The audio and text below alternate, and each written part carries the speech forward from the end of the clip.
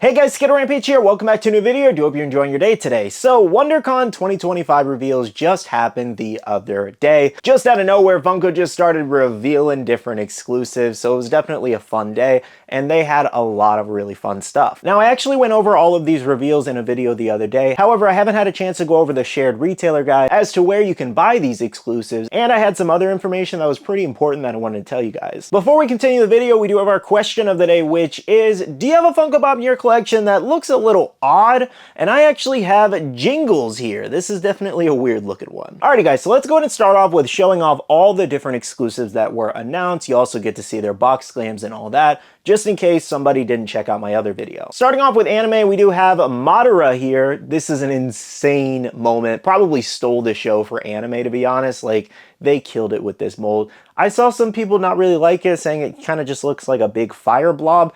I just think it's really well sculpted personally. If you don't like it, let me know down below why. However, again, I think they did a great job. I love that they made it a moment so they could add a little bit more detail to it as well. Now, a quick bit of information if you don't know, we're also expected to see Itachi's Susanoo and another Sasuke Susanoo later on in the year. So we will get more Susanoo pops. I know we already have a Sasuke Susanoo at Hot Topic, but we're expected to get another one. The next Naruto exclusive we had was Sasuke with the cat ears. This is actually from a filler episode for those wondering. I wouldn't say it's the strongest Naruto exclusive, but a lot of people do seem to like it. More anime includes One Piece here, and we have Nami riding the white hobby horse. So originally, I actually thought this was from the One Piece film Z, because there is a scene where she is riding in that. However, some of you guys were letting me know in my previous video that this is actually taken from a filler episode in One Piece around the 750s, I think it was, or somewhere around there, that leads into the film Z movie. So thank you to those two people who let me know. Now, the other One Piece reveal we got was Kuma here. This is a brand new character to the One Piece set. Fun fact, if you didn't know, this is actually supposed to be part of the Marineford Arc series set that Funko's doing. So it is included in that set with Whitebeard, Ace Execution, Ivankov, etc., etc. I know a lot of people are kind of confused, but it is supposed to be a part of that set, and Funko technically never said that they weren't announcing con exclusives as part of that set. They just said they were announcing exclusives throughout the year for it. Regardless though, one thing I don't like about this pop is that it's a 4-inch pop and not a 6-inch pop, but hopefully they scale it up to Whitebeard's size at minimum. Moving on for cartoons, we did have Invader Zim here with the spider legs. I thought this was a pretty cool exclusive. From the Fairly Odd Parents, we got another multi-pack of Cosmo and Wanda, but they're anti-versions here. I think this is a great exclusive 2-pack, and if you weren't able to get the original one, you can grab this one in its place.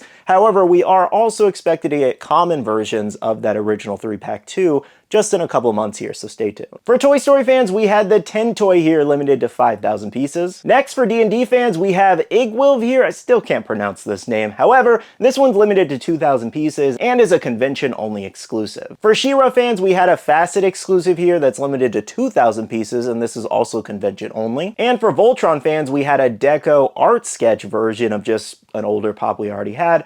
I think it looks kind of cool, but it also felt really unneeded. But this one is limited to 3,000 pieces and convention only. For Pokemon fans, we did get a 10-inch pop of Suicune here. Pretty cool design for this one. For Marvel fans, we got Captain America with a speech bubble saying, "I can do this all day." Obviously a pretty iconic quote here, but we have a lot of Captain America pops. From Pop Television, we got a House of Dragon exclusive of Damon in the armor. This is a great looking exclusive. Hopefully it's metallic in person. And the last 4 exclusives announced were some Biddy arcade figures here. This is a new style Biddy thing Funko is putting out. This first page does feature Tron as well as Wreck-It Ralph, and the other page is FNAF and Sonic, so I think these are pretty great choices for the first ones. Now, those were your 17 reveals. Let me know in the comments which ones are you most excited for and which ones do you plan to pick up. Now, you need release details, obviously. So, WonderCon does start March 28th and it goes through March 30th, so a couple-day event there, though you will be able to get these exclusives starting March 28th. And Funko did provide us with shared retailer guides here. Starting off with the United States, Funko.com pretty much seems to be hitting a majority of the good stuff. They have both One Piece and both Naruto exclusives,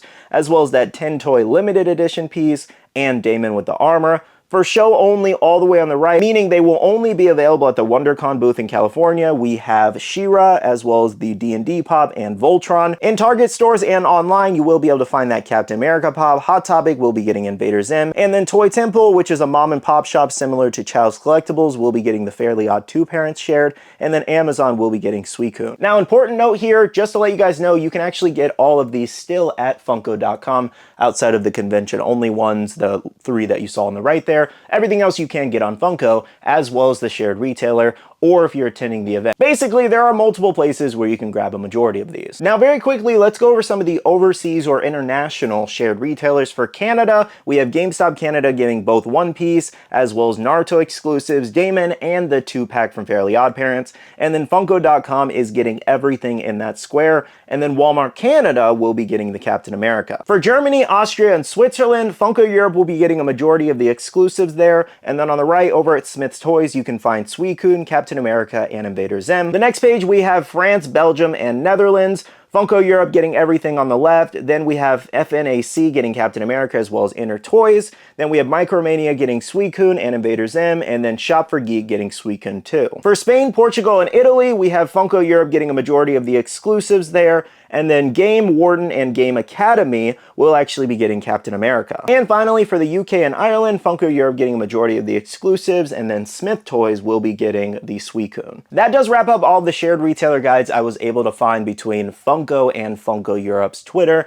If you guys are looking for a specific area, most likely Funko Europe will have it. You can also shop on Pop Culture. They ship internationally. You can also check Funko Europe's Twitter in a couple weeks to see if they updated it for an area that they might be missing. Now, as far as drop times on the 28th, usually the Funko shop does drop around 6 a.m. PT in the morning, so early morning drops. Now, of course, make sure to check your time zone. Depending on where you live in the world, it will be a different time, of course. And then for my shared retailers like Amazon, Hot Topic, Target, they usually do drop sometime around the same time, but they could drop it a little bit earlier or after. And then of course in store will be whenever the store does open. Given a majority of the more popular exclusives are going directly to the Funko shop, you probably don't have to show up at any of the stores early, just so you know. If you have any further questions about any of the drop times, in-store releases, and all that, drop a comment down below, but that should pretty much cover it. Now, last bit of information I want to add to this video is the pricing structure for the 4-inch exclusives.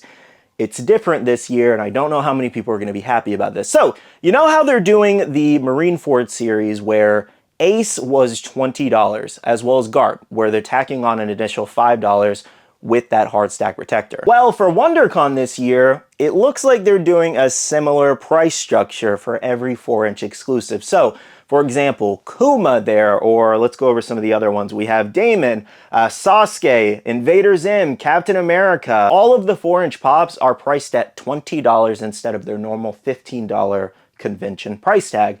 And this is due to the fact that seemingly Funko is going to be forcing that $5 hard stack. So, if you want multiple pops this year, it's going to cost you a little bit more money. Now, I'm not really sure why they're doing this to convention pops now too. I don't know if it's supposed to enhance the shipping for them. Maybe they're just trying to sell through these hard stacks that nobody really buys. But I really hope this isn't a continuing trend with future Funko Shop exclusives, especially for SDCC or NYCC or any other event they have coming up.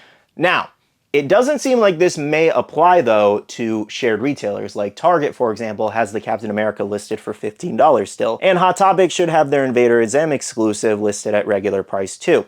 I don't know if they will update it come con day, we'll see, but as of right now, they are listed normal price. So if you don't want to pay that $5 increase, you don't care about the protector, you can still shop at the shared retailers for some of these. Again, I'm not entirely sure why Funko is doing it this way, but I wanted to let you guys know so you're not like, what? Why is everything $5 more come drop day? Let me know what you guys think about that $5 price increase. Do you think the price increase is justified, and are you happy to pay that $5 increase for that protector, or do you not like it at all? Really quickly, one more thing to add. I know a lot of you guys are probably attending WonderCon.